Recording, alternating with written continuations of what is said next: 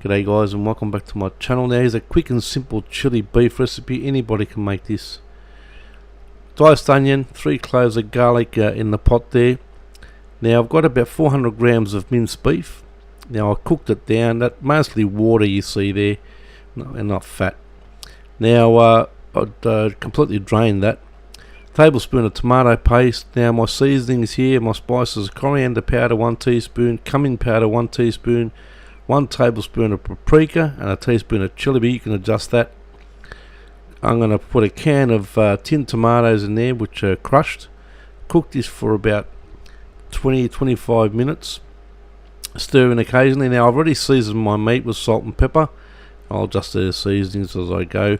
And there you have it, a quick and simple chili beef.